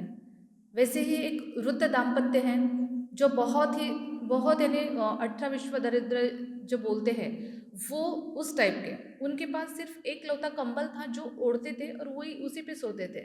बट जब उनको पता चला है कि भगवान बुद्ध हमारे नगर पहुँचे हैं तो हमें कुछ भगवान बुद्ध को देना चाहिए, ये उनके मन में जब आया, उन्होंने उस कंबल को अच्छी तरह से धोया, साफ़ किया और वो एक अच्छा सा फोल्ड करके भगवान बुद्ध को ऑफ़र किया। उसी तरह जैसे मैंने पहले बताया था, राजा महाराजों की एक लंबी लाइन लगी थी, जहाँ भी भगवान बुद्ध जाते थे राजा महाराजा उनको कुछ ऑफ़र करने के लिए जाते थे। तो उसी टाइम जब ये दाम्पत्य दोनों गए तो भगवान बुद्ध ने इनका जो दान था वो सबसे पहले स्वीकार किया। क्यों? क्योंकि उनके पास वो एक कंबल के अलावा कुछ भी उनकी वेल्थ नहीं थी, फिर भी उन्होंने वो देने का क्या किया है, संकल्प किया था। उसी तरह वॉट एवर वी हैव, कि हमारे पास जो भी है, हमारे पास एक अच्छी शिक्षा है जो हम दे सकते हैं, हमारे पास धन है, दौलत है, हमारा टाइम है जो हम किसी को दे सकते हैं उसके अच्छे काम के लिए, तो ये भी एक प्रकार का दान है। भगवान बुद्ध ने हमें दया, शांति, करुणा सिखाई। उसी तरह डॉक्टर बाबा साहेब अम्बेडकर ने हमें बताया है कि एजुकेट, एजुटेट एंड ऑर्गेनाइज्ड। सो हम एजुकेट हैं, हम एजुटेट हैं, बट हम ऑर्गेनाइज्ड नहीं हैं। So this means the education not just about acquiring degrees, it is about the awakening of mind,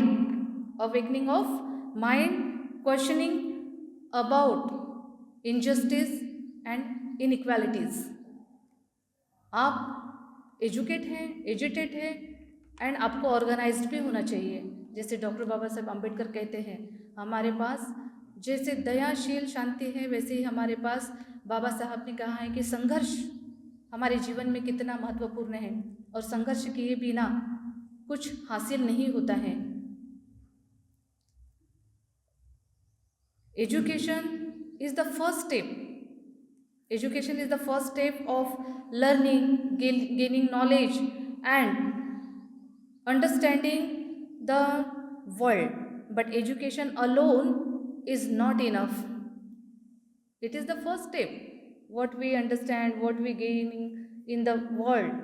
But education is not only enough, because you must also develop the courage in yourself to ask the question about whatever going wrong, whatever you feel you have to interfere in some things. Because if you know what is the rule and regulation, whatever laws, if you know, so you have to interfere in those people those really need. Sometimes they expect from you कि कोई आएगा और हमें मदद करेगा. Most of people don't know what is the constitution. Dr. Baba Saheb Ambedkar is the architecture of our constitution. And हम बाबा साहब की किताबें पढ़ते हैं, बट हमें यही नहीं पता कि हमारे संविधान में क्या है. संविधान में हमारे जो लॉज है, जो महिलाओं के लिए प्रावधान है, जो कलम है, आप उसका भी नॉलेज लीजिए. आप संविधान पढ़िएगा. संविधान में आपको स्वातंत्र्य, समता, बंधुता ये जो दिए हैं वो सिर्फ बोलने की बातें नहीं हैं. आप उसको प्रैक्टिकल लाइफ में जिए, तभी आपके एक्शन को देख के कोई भी कहेगा no it's Ambedkar right, he follow Buddhism. Whatever you earn in the form of degree, in the form of education, you just apply in your society while you are living in the present. हम जो कुछ भी पढ़ते हैं उसका जो कुछ भी पढ़ते हैं वो हमारे समाज के लिए काम आना चाहिए. I feel that and that's why बहुत विचार करने के बाद मैंने ये टॉपिक चुना है. जैसे बाबा साहब अम्बेडकर कहते हैं कि I measure the success of a community which women achieved. जो महिलाएं जिस समाज की महिलाएं आगे बढ़ती हैं और खुद को यानी सामने लाती हैं, तो उस समाज को मैं विकसनशील समाज कहता हूँ. बाबा साहब ने, जैसे अभी मैं देख रही हूँ कि यहाँ पे मीन्स स्टूडेंट मेल ज़्यादा है, फीमेल कम है, राइट.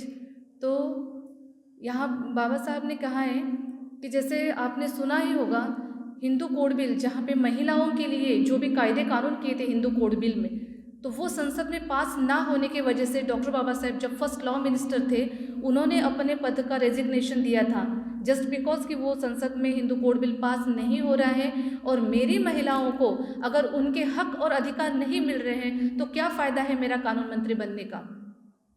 तो बाबा साहब ने अब अगर हमारे लिए इतना सेक्रीफाइस किया है, उन्होंने अपने बच्चे खो दिए अपने समाज के लिए, उन्होंने पूरा अपने लाइफ डिवोट किए हैं अपने समाज के लिए, तो हमारा एक कर्तव्य बनता है कि हम भी उनके विचारों पर आगे चले और हम भी हमारा कंट्रीब्यूशन समाज के प्रति थोड़ा ना थोड़ा हम दें. और मैं आपको ये भी कहना चाहूँगी कि जैसे आप कुछ हमारे जो लीडर्स हैं उनके लाइफ से आप इंस्पायर्ड होते हैं, उसी तरह हमारे आपने डॉक्टर APJ अब्दुल कलाम का नाम सुना होगा.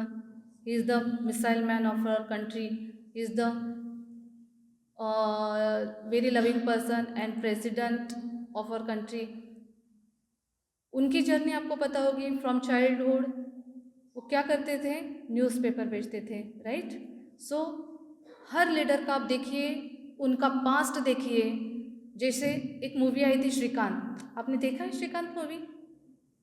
मैं आपको सजेस्ट करती हूँ आप श्रीकांत मूवी देखिएगा, ज़रूर देखिए.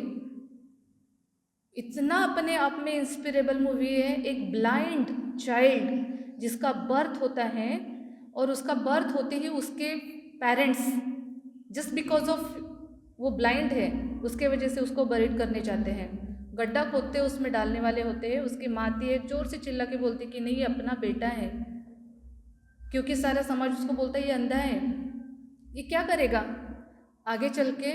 आज आप रोओगे बट आगे चल के आपको बहुत रोना पड़ेगा। तो ये जो श्रीकांत है जो टोटली ब्लाइंड है, वो कुछ भी देख नहीं पा रहा है, वो बच्चा अपने विजनरीज से आगे चल के बोलेंट कंपनी सुनी है आपने? बोलेंट सुनी है? बोलेंट कंपनी, उसके फाउंडर है वो आज। और उनको जो अवार्ड मिला था वो अवार्ड एक स्पेशल कैटेगरी में था, एंड जस्ट बिकॉज ऑफ कि वो स्पेशल कैटेगरीज में था he just denied the award because he want कि मुझे भी आप एक नॉर्मल समझिए, आप मुझे एक साधारण अपने जैसा समझिए, तब जाके मैं अवार्ड लूँगा। मीन्स आप ब्लाइंड हो या आप हैंडीकैप हो, whatever your physique is doesn't mean that you are आप डिसेबल हो। Make your disability, make your ability, it is your this not is your ability, this is your ability. आप उसमें भी एक पॉजिटिव देखिए, आप Shrikant movie देखिए, आप और इंस्पायर होंगे कि हम में जो कुछ भी कमी है फिर भी हम दुनिया बदल सकते हैं, दुनिया बदलने की काबिलियत रखते हैं। और अभी भी ऐसा लगता है कि मुझे क्या करना चाहिए, मीन्स डेफिनेटली मेरा ऐसे एक फील्ड नहीं है, मैं क्या करूं मुझे समझ में नहीं आता है। एजुकेशन है बट उसमें जैसे मैं गेस्ट लेक्चर वगैरह लेती हूँ, कॉलेज लेक्चरर रही हूँ, प्रिंसिपल रही हूँ, बट मैंने अभी रिज़ाइन किया है बिकॉज मुझे फैमिली को भी टाइम देना पड़ता है। मेरी एक बेटी है और मैं अपना पीएचडी भी कर रही हूँ, बट हमारे हाथ से जो छोटा छोटा छूटते जा रहा है उसमें रिग्रेट ना करते हुए, मेरे फ्रेंड्स मुझे बोलते हैं तू जिस जगह पे गई है, बहुत छोटा सा गांव है हमारा 20-25 घरों का, तो मेरे फ्रेंड्स बोलते हैं तू जहाँ पे गई है वहाँ, और तेरा जो बैकग्राउंड है पॉलिटिकल, उसमें तू बेटर कर सकती है। मेरे हस्बैंड ने डेलिबरेटली मुझे लाके पॉलिटिक्स में छोड़ दिया। एक्चुअली ये मेरे मन के खिलाफ था कि मुझे पॉलिटिक्स में नहीं जाना है, बट मैं गई और 100% जज कर रही हूँ। जस्ट 1 साल हुआ है हमारी बॉडी अभी बैठे हुए, बट 1 साल में हमने बहुत कुछ काम किए हैं। और कोई भी हमसे अगर एक्सपेक्टेशन करता है तो it is our responsibility to fulfil their whatever they want. So उसके बाद 8 साल से मैं जो वुमेन एम्पावरमेंट के लिए काम कर रही हूँ, उसमें विदाउट एक्सपेक्टेशन सिंगल पेनी, मैं वहाँ पे 8 साल से काम कर रही हूँ। ये अलग अलग ऐसे mind storming, brain storming field आते जा रहे हैं मेरे सामने, लेकिन मैंने ठान लिया है कि जो भी हम कर रहे हैं इन आवर प्रेजेंट लाइफ 100% हमें जज करना है। Because what is life? हम जो सांसें ले रहे हैं प्रेजेंट में, this called life. Don't think about your future and don't regret about your past. Whatever life is there right now, मैं आपके साथ बोल रही हूँ, आप मुझे सुन रहे हैं, दिस कॉल्ड लाइफ। सो मैंने यही शुरू किया। पहले बहुत रिग्रेट होता था मुझे कि मैं कहाँ फंस गई आके, बट मुझे अच्छा लग रहा है जब काम कर रही हूँ मैं 1 साल से, मुझे लग रहा है कि हमारे जैसे लोगों की, मेरे जैसे लोगों की बहुत ज़रूरत है। क्योंकि गांव के लोगों को सही में मैं काम करते करते मुझे समझ में आ रहा है कि उनको कोई भी बात समझा पाना, कोई भी गवर्नमेंट की योजना स्कीम उनके तक लाकर उनको वो सक्सेसफुल करा के देना, ये बहुत डिफ़िकल्ट टास्क है। लाइक घरकुल योजना है, लाइक यानी बांधकाम जो फॉर्म है, बहुत छोटी छोटी बातें हैं, शायद आप लोग नहीं समझ पाएंगे।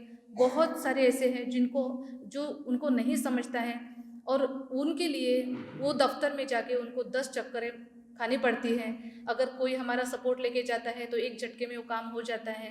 तो बहुत अच्छा लगता है कि चलो हम किसी के काम तो आ रहे हैं, क्योंकि बाबा साहब ने कहा है कि हमारा एजुकेशन जो है वो समाज के उपयोग में होना चाहिए, नहीं तो हमारे एजुकेशन का क्या फ़ायदा है। सो जो हमारे सामने आते हैं उसको एक चैलेंज की तरह, उसको एक अपॉर्चुनिटी की तरह आप ले और उसको 100% जज करके आप जिए। ये मेरा पर्सनल ओपिनियन है कि आप जो भी फील्ड में हैं उसमें तो आप बेटर बनिए ही, उसके मास्टर तो आप बनिए ही, बट जो भी आपके सामने जिस टाइम जो आ रहा है उसको 100% जज कीजिए। बिकॉज मैं खुद वो करती हूँ, मैं एजुकेशन से रिलेटेड हूँ, सोशल वर्क से रिलेटेड हूँ, देन पॉलिटिक्स में भी हूँ, and now I must mention here कि रिसेंटली अभी 22 और 23 तारीख को हमारा वुमेन क्रिकेट एक टीम मैंने बनाई थी अपने गांव में। आप एक अच्छे लिटरेट सोसाइटी से अगर आते हैं, आपको सब अलाउ है फैमिली से कि आप जीन्स टी शर्ट पहन के जाएं, बैट बॉल खेलें, अलाउ है आपके फैमिली की तरफ से। पर जिस कम्युनिटी से मैं आती हूँ, जिस छोटे से गांव से मैं आती हूँ, वहाँ पे सारी महिलाएं खेती का काम करती हैं, खेतों पे जाती हैं, मनरेगा के काम में जाती हैं। तो उनको लेके मैंने एक टीम बनाई, महिलाओं की क्रिकेट टीम।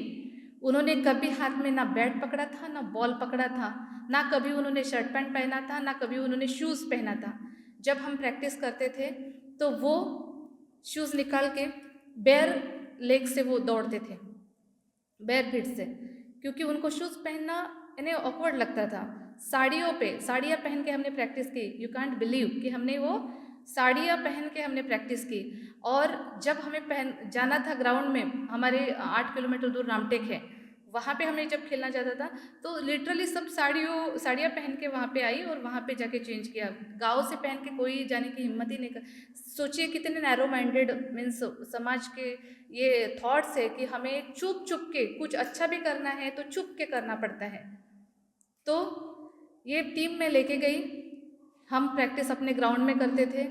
कोई आता था हमें पढ़ाने, मीन्स जिसको ऐसे लगा कि नहीं बताना चाहिए क्या रूल्स है, कैसे होता है, हम पढ़े। एक मैच हम जीते, सेमीफाइनल में पहुँचे। हमारे लिए बहुत बड़ी गर्व की बात थी कि चलो हम जीते, हम उनमें टिके, क्योंकि अगली वाली जो टीम थी, अगली जो पार्टी थी, वो 1.5 साल से विथ 3 देयर प्रोफेशनल कोच उनके साथ वो प्रैक्टिस करते थे और बहुत फिजिकल एक्टिविटी होती थी मीन्स हमारे तुलना में।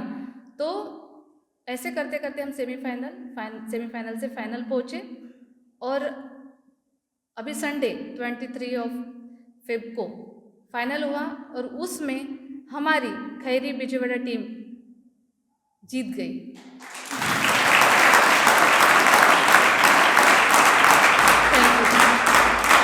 और ये मुझे ऐसा लगता है कि ये अपने आप में इतनी बड़ी बात है कि आप जो ऑलरेडी होशियार बच्चे हैं उनको पढ़ाना बहुत ही इजी बात है, यानी जिसको आता है उसको कराना बहुत इजी बात है, बट जिसको वो सारे बैरियर्स तोड़ के आना पड़ता है, सारे ऑब्स्टेकल को उनको ओवरकम करके आना पड़ता है, उनके लिए बहुत बड़ा चैलेंज रहता है।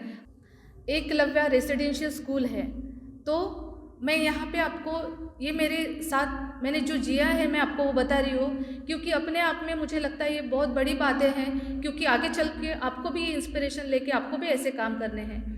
एकलव्य जो रेसिडेंशियल स्कूल है वो ST बच्चों के लिए होती है। पता है आपको 29 स्कूल है अपने महाराष्ट्र में एकलव्य की। नागपुर की एकलव्य स्कूल है हमारे रामटेक में और वो रूरल एरिया में ही रहती है। तो वहाँ पे मोर देन 300 स्टूडेंट्स रेसिडेंशियल है, गर्ल्स एंड बॉयज़ हॉस्टल वहीं पे है। So I got chance to teach there in 19 and 20। 20 सालों में आप सर्च भी कीजिएगा, कभी आपको लगा इसे गूगल पे, 20 साल में हमारे एकलव्य का 100% रिजल्ट कभी नहीं लगा था। सो जब मैं गई और उसी साल वो बाद में एग्ज़ाम के 1 महीना पहले CCTV भी लगे, so there is no chance कि वो कॉपी करके लिखे। लेकिन जब मैंने वहाँ पे पढ़ाया तो मैंने वो बच्चों को आर्टिकल्स A and the कैसे यूज़ करना है, आर्टिकल्स वॉवेल जो भी है मैंने फ्रॉम द बिगिनिंग उनको पढ़ाया। मुझे बहुत ताज्जुब और बहुत दया आ रही थी कि बेचारे 12th तक गए हैं और उनको ग्रामर का कुछ भी नहीं पता। उनको जब मैंने स्टार्टिंग फ्रॉम द बिगिनिंग मैंने उनको पढ़ाया, एक सर आके मेरे क्लास में बोलते कि मैम आप इनको अभी आर्टिकल्स पढ़ा रहे हैं। मैंने कहा सर इनको कुछ भी नहीं पता है, हमटी डमटी स्काई फ्लाई ये जो वॉवेल्स है हम बचपन से नर्सरी से पढ़ते हैं, पढ़ते हैं ना नर्सरी से, वो बच्चों को वावेल राइमिंग स्कीम क्या है पता नहीं। ऐसे बच्चों को आप सोचिए, इमेजिन कीजिए, ऐसे बच्चों को एग्ज़ाम पास करानी है, और जिनकी जगह मैं लगी थी उनके हाथों से, वो परमानेंट टीचर थे, मैं CHB बेसिस थी, उनके हाथों say that time 19 students fail हुए थे। और जब मैं गई, बच्चों को मैंने अपना वक्त दिया, उनके साथ ऐसे इंटरेक्शन किया। कहने को वो सेंट्रल गवर्नमेंट स्कूल है, बट हमारी साइकोलॉजी जो रहती है, बच्चों के साइकोलॉजी के साथ खेलना पड़ता है कि लैंग्वेज वही हो जो आगे वाला समझ सके। मैंने बच्चों को इंग्लिश टू इंग्लिश बिल्कुल भी नहीं लिया। फ्रॉम फर्स्ट डे मैंने उनको पढ़ाया कि किस तरह से हमें पेपर सॉल्व करना है, बिकॉज आप में कितना गट्स है, टैलेंट से, वो कैसे पता चलेगा? जब आप पेपर एक अच्छा सॉल्व करेंगे तभी आपका रिजल्ट, आपको आउटकम आपको जब मिलेगा तभी आपको पता चलेगा आप में कितना गट्स है, टैलेंट है। मोस्ट ऑफ द टाइम आपको नॉलेज बहुत रहता है, but you don't know how to solve the paper, right? But दिसंबर तक मैंने उनके 5 बोर्ड पेपर सॉल्व करके लिए थे। उन पे मीन्स ये मेरा कहना है कि मैंने उन पे मेहनत की। अगर कोई भी किसी पे भी मेहनत करता है, आगे वाला इंसान, आगे वाला जो कुछ भी हो, उसकी एबिलिटी कुछ भी हो, अगर आप उसके ऊपर मेहनत लेते हैं, then you will definitely get the outcome from them. तो एक बच्चा था, उसको एक पेज पे 4 वर्ड्स लिखता था, ओनली 4 वर्ड्स। उसको मैंने कंटिन्यू, अनिकेत आपको ये करना है, अनिकेत आपको वो करना है, अगर आप पास हो गए तो पूरा क्लास पास हो गया।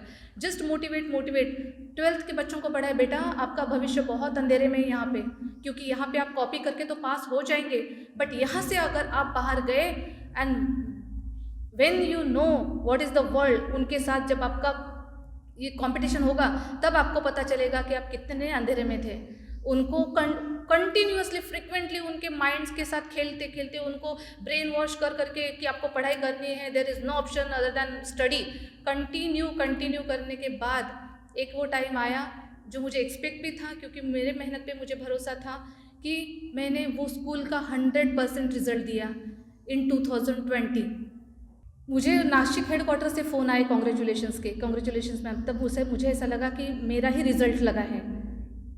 इतना अच्छा फील होता है कि अब जब दूसरों के लिए कुछ अच्छा करते हैं तो ऐसा लगता है कि हम सही में अपने लाइफ जी रहे हैं, सही मायने में हम समाज के लिए कुछ कर रहे हैं। सो ये मेरी खुद के लिए मोटिवेट जर्नी है, और मैं सबसे आपसे यही अनुरोध करती हूँ आज के दिन कि आप भी अपने जीवन में एक अच्छा और एक सच्चा कुशल कर्म करने वाला एक अच्छा स्टूडेंट, एक अच्छा नागरिक बने। Once again I congratulate you once again. My warm wishes always with you for your upcoming life and fulfillment of your and bright prosperous future. Thank you students, thank you all of you for inviting me here. Thank you so much. इस विदाई समारोह के संचालक भानु और उपस्थित अतिथिगण जो बहुत ही अपने अपने क्षेत्र में गणमान्य हैं, यहाँ उपस्थित अन्य अतिथिगण और आपके पढ़ाने वाले गुरुजी भी, और सभी छात्र छात्राएं और हितचिंतक, सभी को जय भीम, नमो बुद्धाय। तो मैं सबसे पहले आप सभी का, जो भी 60 में से 46 बचे हैं अभी आज के विदाई समारोह के लिए, उन सभी का बहुत बहुत अभिनंदन करता हूँ, उनको शाबाशी देता हूँ। उनका जितना भी प्रशंसा की जाए वो कम होगी कि वो 8 महीने इस परिसर में रहे और कुछ उन्होंने पढ़ने की कोशिश की। निश्चित तौर पर अभी 2 दिन पहले ही मैं एक अग्रलेख के कुछ अंत के कुछ लाइनें पढ़ी थी, एंड कर रहा था अग्रलेख का, और उस अग्रलेख में उस किसने भी लिखा था, अंत में लिखा था, मनुष्य होने का मतलब है स्वयं के बुद्धि का उपयोग करके जिए। मुझे वो वाक्य जो है बहुत बड़ा छू गया। मनुष्य होने का मतलब है कि स्वयं के बुद्धि का उपयोग करके जिए। मैंने सोचा पिछले 20 साल से तो यही काम मैं कर रहा हूँ नागार्जुन ट्रेनिंग इंस्टीट्यूट में, कि जो भी यहाँ विद्यार्थी आते हैं अलग अलग क्षेत्र से, अलग अलग गांव से, अलग अलग क्षेत्र से, यहाँ जो भी टीचर्स आते हैं वह मस्केसर बैठे, क्या पढ़ाते हैं आप लोगों को? मैं बोल रहा हूँ आप मान लो ऐसा पढ़ाते हैं हाँ? ये है और यही सच है, इसी को मानते रहो, ऐसा पढ़ाते हैं आप लोग? नहीं। हम बता रहे हैं बुद्धनी की शिक्षा है, बाबा साहब की शिक्षा है, हम भी जो कुछ भी है आप अपने बुद्धि का उपयोग करो। व्हाई, व्हाट एंड हाउ जो इस देश से पूरी तरह से नदारत है उसका उपयोग करो और उसके तहत जीने की कोशिश करो। दूसरा एक जो हम शुरू से ही कहते हैं कि यह ट्रेनिंग जो है, क्योंकि हम बाबा साहब और बुद्ध इन्हीं के राह पर चलने वाले हैं, तो इस ट्रेनिंग का मतलब है कि इंसान के अंदर के इंसानियत को उजागर करने का तरीका बताना आपको कि आप इंसान हैं, इंसान के रूप में इस संसार में हैं, तो आपके अंदर की इंसानियत उजागर हो, वह व्यक्त हो। और वही बुद्ध ने सारे 45 साल तक पढ़ाने की कोशिश की, जिसको भी पढ़ाया वही कि इंसानियत के साथ जीने की कोशिश करो। तो उस मायने में जो कुछ भी हम पढ़ाते हैं, जो कुछ भी आपको बताया जाता है इस इंस्टीट्यूट से, वह अभी अभी मैं पढ़कर आया हूँ। बहुत बड़ा फेमस भी है वो, लेकिन बहुत अच्छी तरह से हमें बताया गया, वही मैं आपको बता रहा हूँ। ट्रेनिंग का क्या होता है कि ट्रेनिंग का असर किसी एक दो पर ही हुआ ऐसा नहीं है, वो हर एक पर है। आपने मन लगाकर पढ़ा भी होगा तो भी हुआ होगा, मन लगाकर नहीं पढ़ा होगा तो भी हुआ होगा। आप 8 महीने तक इस परिसर में रहे हैं तो निश्चित तौर पर उसका आपके ग्रहणशीलता के अनुसार आप पर निश्चित प्रभाव हुआ है। बुद्धिज्म में इसकी बहुत सुंदर व्याख्या दी है बुद्ध की शिक्षा को लेकर, कि बुद्ध की शिक्षा बताई जाती है, ग्रहण करने वाला कैसा है उसको होता है। उसकी एक उपमा भी है, जैसे कि बारिश होती है, एक बार बारिश हो गई तो क्या होता है, बंजर जमीन हरी लगती है।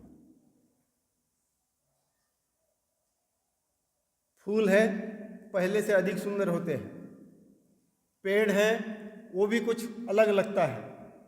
सो वो एक ही बारिश जो है घास से लेकर पेड़ पौधे तक, प्राणियों तक सभी को पोषण करती है। जिस किसी मात्रा में भी हो उसका पोषण होता है, और उस पोषण से वो अपने आप में खिलता है, अपने आप में अलग दिखता है, अलग आप उसका एक अलग ट्रांसफॉर्मेशन होता है। और वही बात जो है आपके अंदर है। आपने कितना ग्रहण किया, कितना सीखा, क्योंकि हम क्या कहते थे, रात को मौन का पालन करो, यहाँ का डिसिप्लिन है, सुबह का ध्यान करो।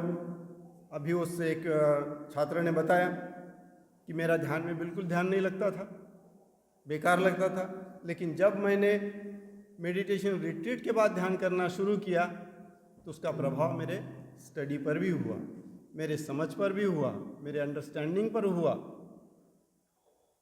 तो हर तरह से इस ट्रेनिंग का आपके ऊपर किसी न किसी तरह से परिणाम होता है। तो जो भी यहाँ की डिसिप्लिन है, आप में से जिन किसी लोगों ने उसको गंभीरता से लिया होगा उसको अधिक फायदा हुआ। जिसने उसको जितना लाइटली लिया होगा वो जैसा आया है उसको पता भी नहीं चलेगा, हाँ थोड़ा सा फर्क है, अच्छा लगता है, ठीक है, यहाँ तक ही रहा होगा। तो निश्चित रूप से एक अलग वातावरण में, अलग अलग प्रदेश से आने वाले दोस्तों के बीच में आपकी दोस्ती हुई है, आप कुछ समझे हैं। तो मैंने शुरू में ही प्रशंसा इसलिए की कि राजस्थान वगैरह से आने वाले जो स्टूडेंट रहे हैं वो कभी चावल खाने के आदी नहीं रहे हैं। चुपड़ी हुई रोटी हर दिन चाहिए घी से, और यहाँ आओ तो रूखी सूखी को रोटी खाओ, दाल में पानी रहेगा, वो रोटी को चिपकेगा भी नहीं, ऐसी दाल रहेगी।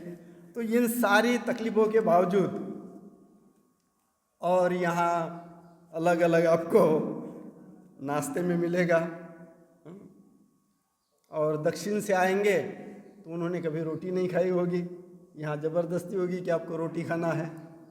तो ये सारी तकलीफ़ों के बावजूद रहे, वो एक बात। दूसरी बात, वो उसके लिए भी आपको यहाँ अभ्यस्त बनाया गया। दूसरी बात है भेदभाव विरहित, कि किसी भी तरह का फर्क न हो, हम सारे इंसान हैं, किसी भी प्रदेश से हो, हम एक दूसरे के भाई बहन हैं, हम एक दूसरे के समान हैं। जो बाबा साहब की समता का मूल्य है उसका हम प्रैक्टिकल यहाँ करवाते हैं, कि किसी को भी जाति, वर्ण, धर्म, जो भी आपने आर्टिकल 15 देखा होगा, नहीं देखा होगा, संविधान की किताबों में पढ़ा होगा, नहीं पढ़ा होगा, लेकिन जो आर्टिकल 15 है अत्यंत महत्वपूर्ण है, समता का जो कानून है, उस आर्टिकल 15 का प्रैक्टिकल व्यवहारिक पक्ष हम आपको उजागर कराते हैं, और वैसा व्यवहार करने के लिए आपको मजबूर भी करने की कोशिश करते हैं। तो इस तरह से एक भेदभाव रहित समाज के तौर पर हम यहाँ आपको एक उसकी टेस्ट करवाते हैं। अब दूसरी बात है कि यहाँ की विधायक वातावरण में रहे, आपको अच्छा लगा, ट्रेनिंग का भी कुछ फ़ायदा आपको ध्यान में आता होगा, इस वातावरण में आचरण करना भी आपको अच्छा लगा होगा। जब यहाँ से आप दलित से बाहर जाएंगे, जैसा किसी छात्रा ने बताया, शायद आंचल है, उसने बताया कि उत्तर प्रदेश में क्या स्थिति है। लड़की पढ़ती है तो माँ बाप को खुशी होती है, उसको खुशी होती है, लेकिन जितने भी रिश्तेदार होंगे, पड़ोसी होंगे, वो उसको बोलेंगे, अरे इतनी बड़ी हो गई, घोड़ी हो गई, ऐसा हो गया, इसकी शादी कब कराओगे। तो माँ बाप को परेशान करेंगे कि इसकी कब शादी होने वाली है। ये उसी लड़की की नहीं, इसके पहले भी जितनी भी उत्तर प्रदेश से, एक तो बहुत फेमस है, उसको पढ़ने नहीं दिया जाता था, वो यहाँ से बीएससी किए हैं, यहाँ रहकर उसने बीएससी किया, क्योंकि गांव में रहकर पढ़ने नहीं देते थे, उसके माँ बाप को परेशान करते थे, रिश्तेदारों को परेशान करते थे कि शादी करा। उसको हमने यहाँ रखा और यहाँ से उसने बीएससी पास की, अभी वो पोस्ट ग्रेजुएशन कर रही है। तो यह जो बातें हैं, तो बाहर का वातावरण, घर का वातावरण, प्रदेशों का वातावरण जो आप यहाँ सीखे हैं उसके विरोध में है, क्योंकि बुद्धिज़्म सारे धर्मों के विरोध में है, बुद्ध की शिक्षा सारे धर्मों की शिक्षा के विरोध में है। बुद्ध आपको स्वयं के बुद्धि का उपयोग करके जीने के लिए कहता है, और सारे धर्म ग्रंथ या जो हम कह रहे हैं उसके अनुसार जीने के लिए कहते हैं। तो इस वातावरण से जब आप बाहर जाते हैं तो आपको बहुत बहुत परेशानी हो सकती है। शायद आप छोड़ भी सकते हैं कि जो भी सीखा है वो एक सपना करके हमने नागलोक छोड़ा तो नागलोक के साथ ही छोड़ देते हैं, और अलग अपने जिस दुनिया में हम आ गए हैं उसी दुनिया में हम जीने की कोशिश करते हैं। तो उसके लिए मेरे आपको इतनी ही विनंती है कि आप में यदि हौसला है, हौसला बरकरार रखिए। ज़्यादा ही परेशान होते हैं तो नागलोक में आया करें, शिविरों के लिए आया करें, 8-10 दिन बिताने के लिए आया करें। किसी मेहमान के घर जाने के बजाय उतना ही खर्चा करके यहाँ आएंगे और यहाँ खुशी से रहेंगे तो आपकी मानसिकता भी बदलेगी, एक अलग वातावरण लगेगा, आपके हौसले को थोड़ा सा पानी भी मिलेगा और फूलने के लिए। तो ये मेरी आप सबसे गुजारिश है कि आपका बहुत बहुत स्वागत है। यहाँ जाने के बाद भी जब भी आपको लगे, नागलोक आपके लिए हमेशा स्वागत के लिए तैयार है, बशर्ते भानु से परमिशन मांगकर, और जो कुछ भी बातें हैं वो सारे फुलफिल करते हुए। और जब भी एलुमनाई कॉन्फ्रेंस होती है तो मैं आप सभी को देखना पसंद करूंगा। मुझे बड़ी खुशी होगी कि आप फिर से आएंगे एलुमनाई कॉन्फ्रेंसेस में। तो इस तरह से आपका हौसला बुलंद रहे, यह उम्मीद करता हूं, और जो भी यहाँ पढ़े हैं उसको अपने जीवन में उतारने की भरसक कोशिश कीजिएगा। अंतिम बात, अभी खोब्रागड़े ताई ने आपको बताया कि दान का क्या महत्व है। निश्चित तौर पर ये जो ट्रेनिंग चल रहा है ये केवल और केवल दान के भरोसे चल रहा है। यहाँ के ब्रह्मचारी, यहाँ के हितचिंतक जो भी दान देते हैं, जिनके तरफ जाते हैं दान मांगने के लिए, दान देने वालों के लिए, उन सभी का बहुत बहुत पुण्यानुमोदन करता हूँ। और यह अपील भी है केवल उन्हीं के लिए नहीं, लेकिन आप एलुमनाई के लिए, और यह उम्मीद भी है, जब हमने शुरू किए थे, आज ये 23वीं बैच होनी चाहिए थी, लेकिन 21वीं है, क्योंकि 2 साल हम बैच नहीं चला पाए कोरोना के वजह से, कोरोना महामारी की वजह से। और 27 को हमारी रजत जयंती होगी इस ट्रेनिंग की। हम हौसला बुलंद किए हुए कोशिश कर रहे हैं, लेकिन आप एलुमनाई के लिए भी आज की परिस्थिति और आज से 25 साल के पहले की परिस्थिति में काफ़ी फ़र्क है। लोगों की आर्थिक सुबत्ता है, आप आए भी होंगे यहाँ, घर में भी जाएंगे तो आपके पास कम से कम 10-15 हज़ार का तो मोबाइल कम से कम होगा, कम से कम 10,000 का तो मोबाइल आपके पास होगा ही होगा। बिगर स्मार्टफोन से आप नहीं जी रहे होंगे। तो कम से कम महीने के 2-1 रिचार्ज के पैसे यहाँ भी भेज दीजिए। इतने एलुमनाई भेजेंगे तो ट्रेनिंग तो ज़रूर चलेगा ही चलेगा। तो यही कोशिश है कि यह ट्रेनिंग चलाने के लिए केवल यहाँ के ब्रह्मचारी जो भी प्रयास करते हैं, यहाँ से हितचिंतक जो भी खुले मन से दान देते हैं, उतना ही पर्याप्त नहीं है। आप सभी लोगों का योगदान होना चाहिए, जो भी एलुमनाई है, जिनको भी इससे कुछ लाभ हो रहा है और जिनको लगता है कि ये ट्रेनिंग चलता रहे, तो उन सभी के लिए दान देने का ये बहुत अच्छा मौका है। जिन्होंने अभी तक दिया है उनका भी बहुत बहुत शुक्रगुजार हूँ, बहुत बहुत पुण्यानुमोदन करता हूँ कि आप बहुत अच्छे काम के लिए कुछ दे रहे हैं। और इस तरह से केवल पैसा ही देना चाहिए ऐसा नहीं, आजकल ढेर सारा ट्रांसपोर्टेशन है। गेहूं के बोरे भेज दीजिए, चावल के बोरे भेज दीजिए, दाल भेज दीजिए, मसूर की दाल भेज दीजिए, जो भी भेजेगा यहाँ उपयोग में ही आएगा, आप जानते हैं। हाँ? तो इसकी कोई ज़रूरी नहीं कि यही होना चाहिए। अभी ठंडी थी, कुछ लोगों ने यहाँ आकर कंबल दिए, उसको लगा कि ठंडी तो बहुत है, तो उसी दिन आकर उसने, एक व्यक्ति ने, मुझे लगता है कितने 50, हाँ शायद 50 कंबल ला कर दे दिए लड़कियों के लिए कि ये ले लो, कंबल से काम करो।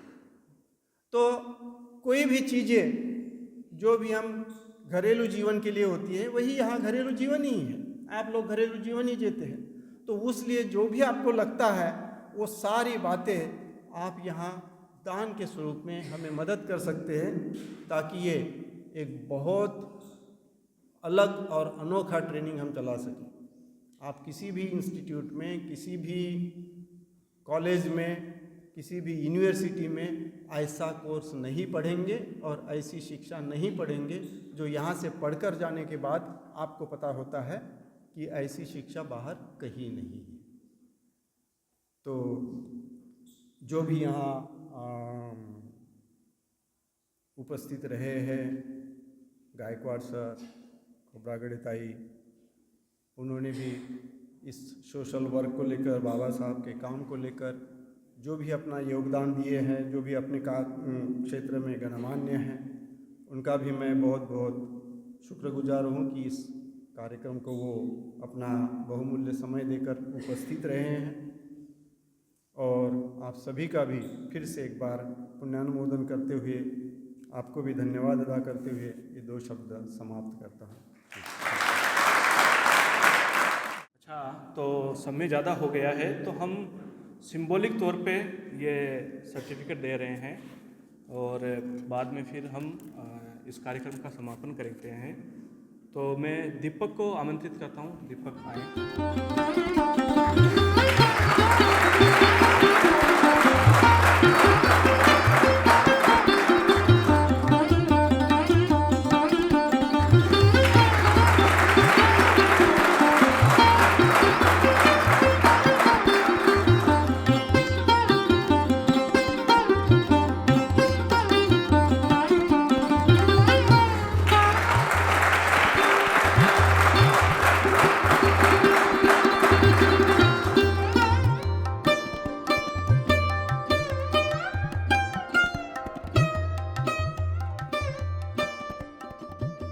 नागलोक को ये कुछ बुक्स दान देना चाहते हैं। ये ऑथर हैं जो बाबा साहब की पिक्टोरियल बायोग्राफी थी, उनका उन्होंने लिखा है और अपने नागलोक की लाइब्रेरी को वो भेंट करना चाहते हैं।